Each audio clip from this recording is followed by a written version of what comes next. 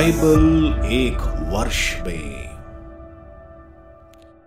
नमस्कार, आप सबका बाइबल एक वर्ष में स्वागत है। आप सब ने जो कदम उठाया है प्रभु के वचन सुनने के लिए, यह हमारे जीवन के अंधेरों को दूर करेंगे और हमें प्रभु के प्रकाश में चलाएंगे। आज हम इसाइयाह के ग्रंथ का अध्याय 37, 38 और यिर्मयाह के ग्रंथ का अध्याय 10 और सुलेमान के सर्वश्रेष्ठ गीत के अध्याय 2 सुनेंगे। प्रभु का वचन सुनने से पहले आइए हम ईश्वर से प्रार्थना करें। हे प्रभु, हम आपका वचन सुनने वाले हैं।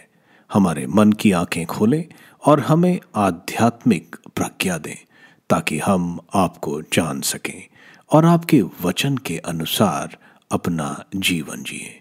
यह हम मांगते हैं आपसे प्रभु यीशु के नाम, आमीन। इसाइयाह का ग्रंथ अध्याय 37।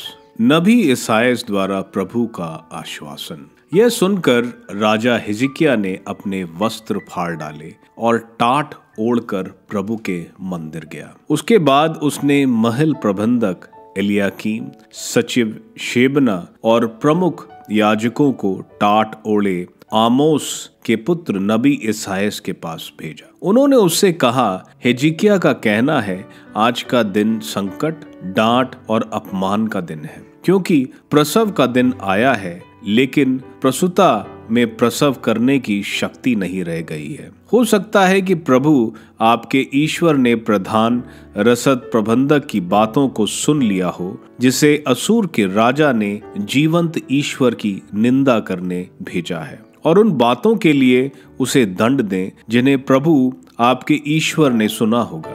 अतः उन लोगों के लिए प्रार्थना कीजिए जो शेष रह गए हैं। तब राजा हिजकिय्याह के सेवक इसाइयाह के पास आए। तब इसाइयाह ने उनसे कहा, तुम अपने स्वामी से ये कहोगे कि प्रभु का कथन है, तुम उन बातों से नहीं डरो जिन्हें तुमने सुना है और जिनके द्वारा असूर के राजा के सेवकों ने मेरी निंदा की है। मैं उसके मन में ऐसी भावना पैदा करूंगा कि वह कोई अफवाह सुनकर अपने देश लौट जाएगा और अपने देश में ही तलवार से मार डाला जाएगा। असूर के राजा की चेतावनी।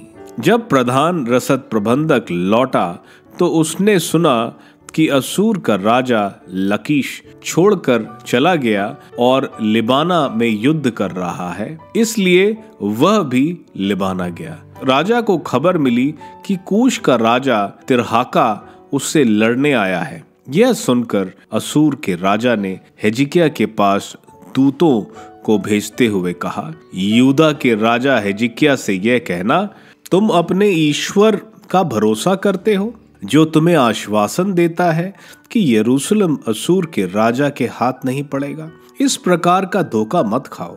तुमने अवश्य सुना है कि असूर के राजाओं ने उन सब देशों का सर्वनाश किया है, तो तुम कैसे बच सकते हो? क्या उन राष्ट्रों के देवताओं ने उनकी रक्षा की जिनका विनाश मेरे पूर्वजों ने किया है, अर्थात गोजान, हरान, सेरेफ और तलसार में एदेन के लोगों की? हमात, अपराध, सफरवाइम, हेना या ईवा के राजा कहाँ हैं? हिजकिय्याह ने दूतों के हाथ से पत्र लेकर पढ़ा। इसके बाद उसने प्रभु के मंदिर में जाकर उसे प्रभु के सामने खोलकर रख दिया। अब हिजकिय्याह ने प्रभु से इस प्रकार प्रार्थना की, सर्वशक्तिमान प्रभु, इज़राइल के ईश्वर, तू केरूबीम पर विराजमान है। तू पृथ्वी भर के सब राज्यों का एकमात्र ईश्वर है।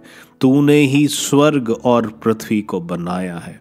प्रभु, तू कान लगाकर सुन। प्रभु, अपनी आंख खोलकर देख। सनहेरीब के सब शब्द सुन जिनके द्वारा उसने जीवंत ईश्वर का अपमान किया है। प्रभु, यह सच है कि असूर के राजाओं ने सब राष्ट्रों का विनाश किया और उनके देश उजाड़े। उन्होंने उनके देवताओं को जलाया, किंतु वे देवता नहीं बल्कि मनुष्यों द्वारा लकड़ी और पत्थर की बनाई मूर्तियां मात्र थीं, इसलिए वे उन्हें नष्ट कर सके। प्रभु हमारे ईश्वर, हमें उसके पंजों से छुड़ा। जिससे पृथ्वी भर के राज्य यह जान जाएं कि प्रभु तू ही ईश्वर है। असूर के राजा के विरुद्ध प्रभु के वचन। इसके बाद आमोस के पुत्र एसायास ने हिजकिय्याह को यह कहला भेजा, प्रभु इज़राइल का ईश्वर यह कहता है, तुमने असूर के राजा सनहेरीब के विषय में मुझसे प्रार्थना की है। सनहेरीब के विरुद्ध प्रभु का कहना इस प्रकार है, सिय्योन की कुंवारी पुत्र तुम्हारा तिरस्कार और उपहास करती है। यरूशलेम की पुत्री तुम्हारी पीठ पीछे सिर हिलाती है। तुमने किसकी निंदा की है और किसका अपमान किया है? तुमने किसके विरुद्ध आवाज उठाई है? तुमने किसके ओर अहंकार से आंखें उठाई है? इज़राइल के परम पावन ईश्वर के विरुद्ध। तुमने अपने सेवक भेजकर प्रभु की निंदा की है। तुमने कहा, मैं अपने रथों के साथ पर्वतों के शिखर पर चढ़ सकता हूँ, लेबनान के सब से ऊंचे स्थानों पर। मैंने उसके सबसे ऊंचे देवदार और उसके सबसे सुंदर सनोबार कटवा डाले। मैं उसके सबसे दुर्गम भागों में और उसके गहम तहम वन खंडों में पहुंच गया हूँ। मैंने खोद कर विदेशों का पानी पिया और अपने पैरों के नीचे मिस्र की सब नहरें सुखाई हैं। क्या तुम लोग यह नहीं जानते कि मैंने बहुत पहले ये योजना बनाई थी? अब मैं उसे पूरा करूंगा। मैं तुम्हारे किलाबंद नगरों को पत्थरों की खंडरें बना दूंगा। उनके निवासी शक्तिहीन, भयभीत और निराश हैं। वे खेतों के घास जैसे हैं, मैदान की हरियाली की तरह, छत पर उगे पौधों जैसे, झुलसे गेहूं की तरह जो बढ़ने से पहले सूख जाते हैं। मैं तुम्हारा उठना बैठना आना जाना जानता हूँ। जब तुम मुझ पर क्रुद्ध हो तो मैं जानता हूँ। तुमने मुझ पर क्रोध किया। तुम्हारी अहंकार भरी बातें मेरे कान तक पहुंच गई हैं। इसलिए मैं तुम्हारी नाक में नकेल डालूंगा और तुम्हारे मुंह पर लगाम।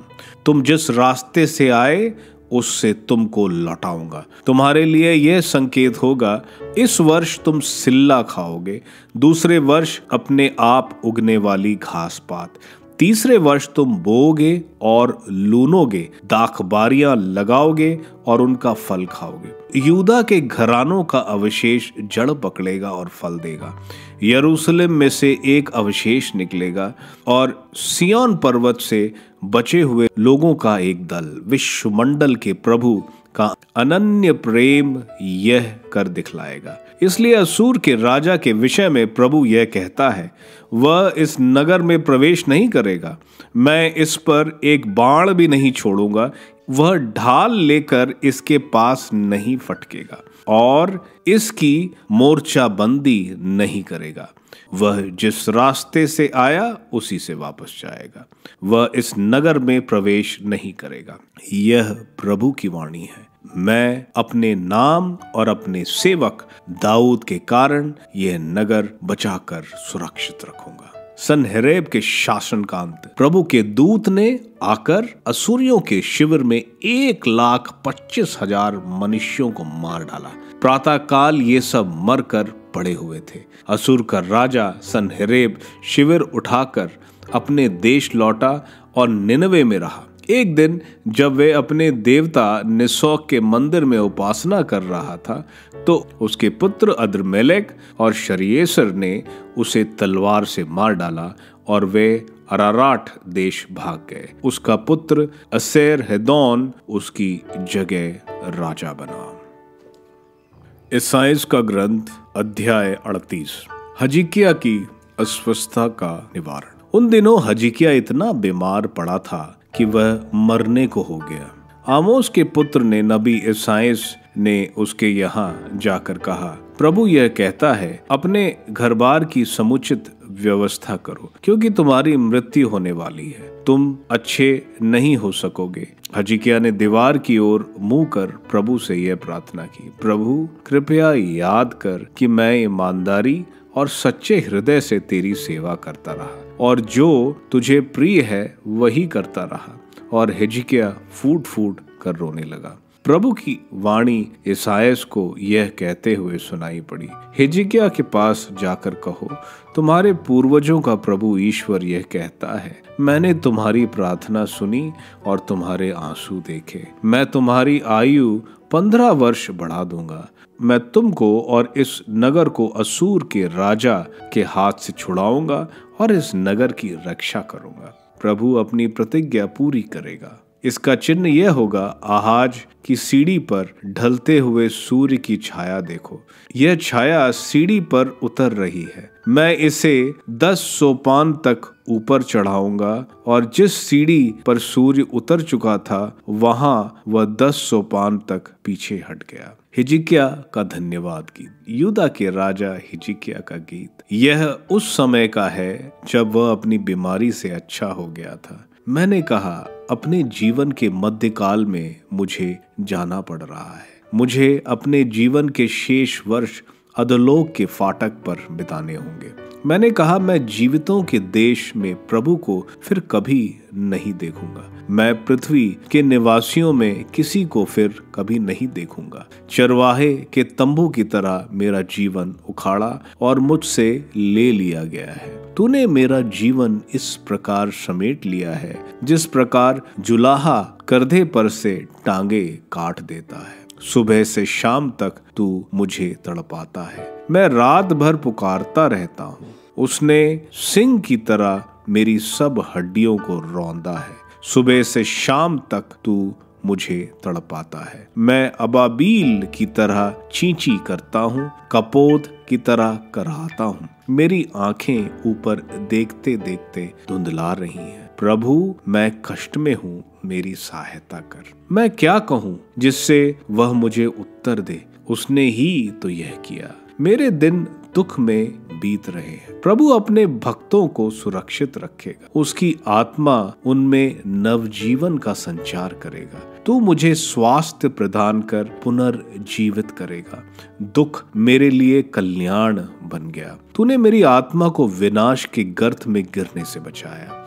तूने मेरे सब पापों को अपने पीछे फेंक दिया। अधोलोक तेरा गुणगान नहीं करता, मृत्यु तेरी स्तुति नहीं करती। जो गर्त में उतरे हैं उन्हें तेरी सत्य प्रतिज्ञता का भरोसा नहीं। जीवित मनुष्य ही तेरी स्तुति करता है, जैसा कि मैं आज कर रहा हूँ। पिता और पुत्रों को तेरी सत्य प्रतिज्ञता का ज्ञान कराएगा। प्रभु, तूने मेरा उद्धार किया, इसलिए हम जीवन भर प्रभु के मंदिर में वीणा बजाते हुए तेरी स्तुति करेंगे। इसायास ने कहा, अंजीर की रोटी लाकर फोड़ों पर रख दीजिए और वह अच्छा हो जाएगी। और राजा अच्छा हो गया। हिजकिय्याह ने पूछा, मैं ये कैसे जान सकता हूँ कि मैं फिर प्रभु के मंदिर जाऊंगा?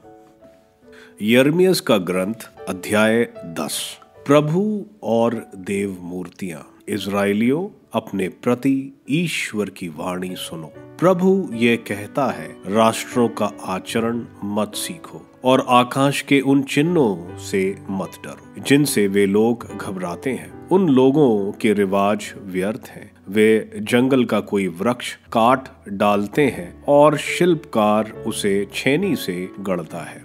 वे उस पर सोना एवं चांदी मढ़ते हैं और हथौड़े से कीले ठोककर उसे बैठाते हैं जिससे वह हिले नहीं। उनकी मूर्तियां ककड़ी के खेत में फूस के पुतले जैसी है। वे ना बोल सकती हैं और ना चल सकती हैं, इसलिए उन्हें उठाकर ले जाना पड़ता है। उनसे मत डरो। वे ना तो कोई हानि कर सकती हैं और ना कोई लाभ पहुंचा सकती हैं। प्रभु, तो जैसा कोई नहीं है। तू महान है और तेरा नाम शक्तिमान है। राष्ट्रों के अधिपति, किसे तुझ पर श्रद्धा नहीं रखनी चाहिए? तू इसके योग्य है। राष्ट्रों के सब ज्ञानियों में और उनके सब राज्यों में तेरे समान कोई भी नहीं। वे सभी नासमझ और मूर्ख हैं। लकड़ी की मूर्तियां उन्हें कौन सी शिक्षा दे सकती है? उन पर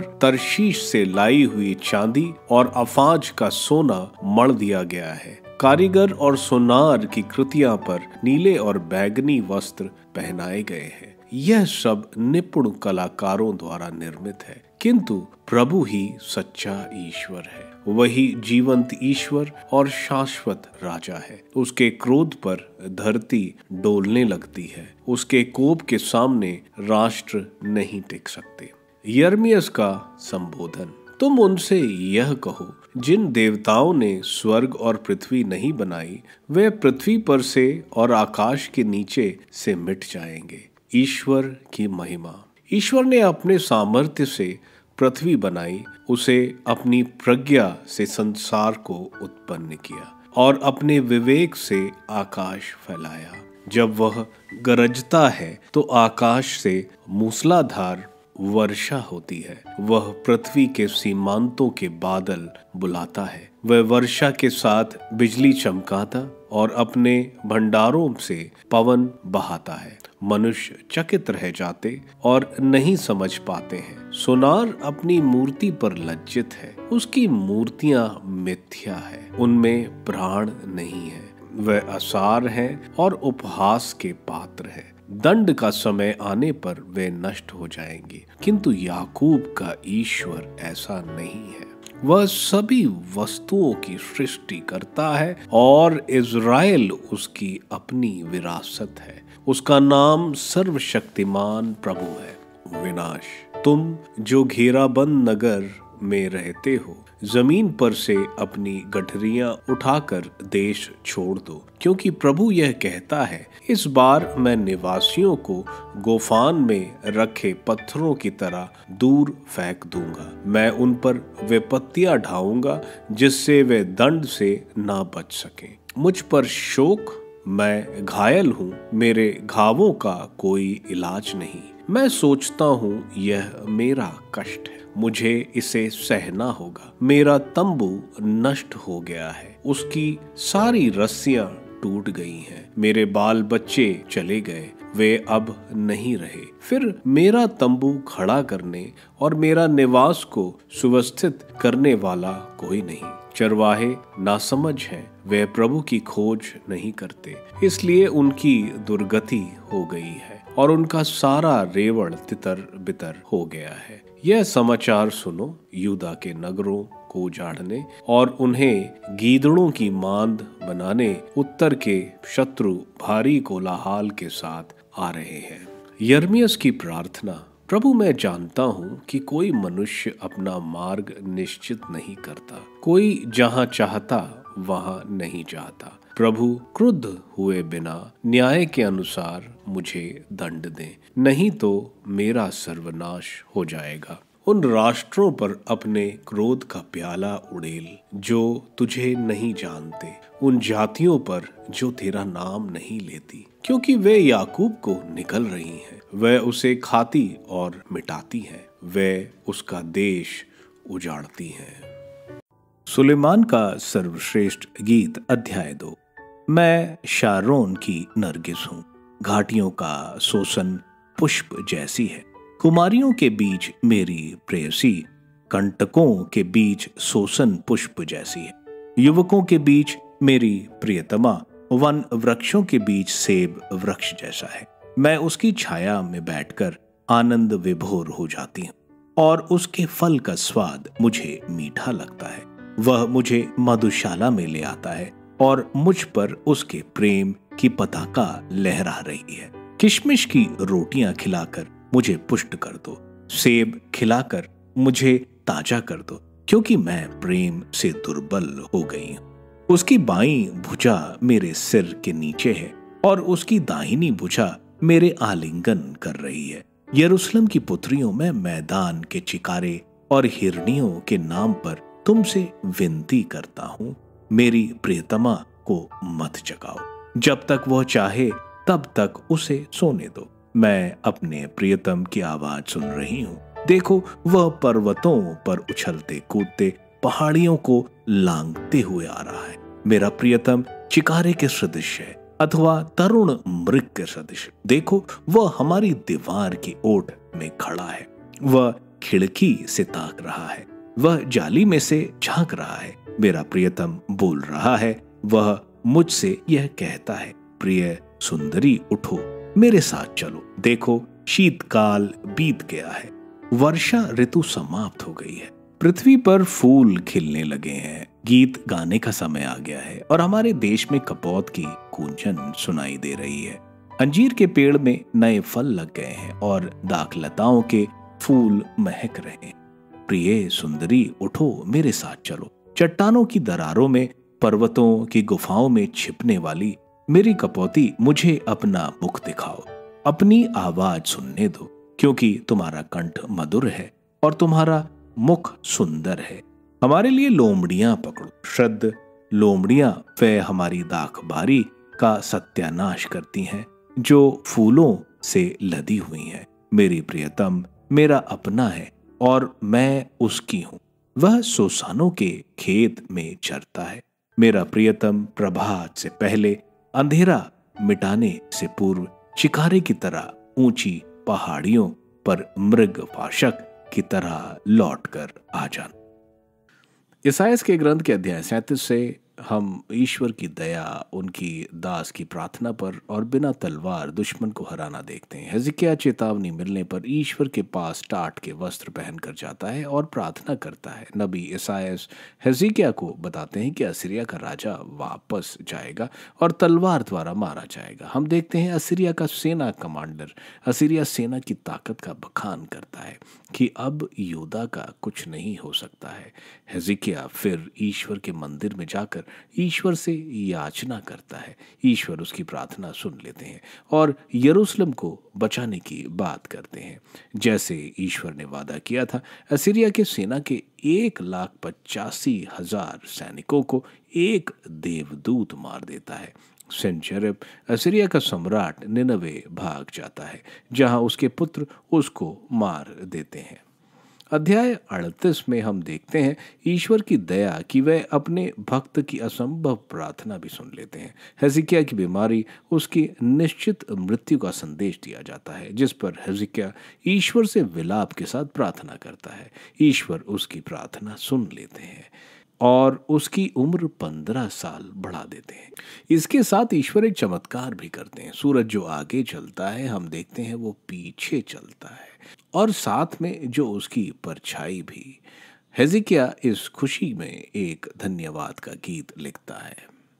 यिर्मयाह के ग्रंथ का अध्याय 10 मूर्ति पूजा का मूर्खता पर बोला जा रहा है। मूर्ति इंसानी हाथ की कृतियां हैं। उसका सामना परम पावन शक्तिशाली परमेश्वर से क्या हो सकता है? ईश्वर जिनकी प्रज्ञा और सामर्थ्य ने पृथ्वी बनाई है, उसके सामने मूर्तियां क्या हैं? यिर्मयाह यहूदा के ऊपर भयंकर विपदा आएगी वो बता रहे हैं, लेकिन वे दया की मांग ईश्वर से कर रहे हैं। सुलेमान के सर्वश्रेष्ठ गीत के अध्याय 2 एक सुंदर गीत है जो आध्यात्मिक और इंसानी प्रेम दोनों को दर्शाता है। दोनों मुख्य पात्र एक दूसरे के गहरे प्रेम में बंधे हैं। आप सबको धन्यवाद ईश्वर के वचन सुनने के लिए। मैं आपसे विनती करता हूं कि आप बाइबल एक वर्ष में को दूसरों के साथ शेयर करें, क्योंकि प्रभु का वचन स्वयं प्रभु यीशु है। प्रभु को दूसरों को देने वालों को प्रभु की आशीष जरूर मिलेगी। मैं आप सबका बड़ी बेसब्री से कल इंतजार करूंगा। धन्यवाद।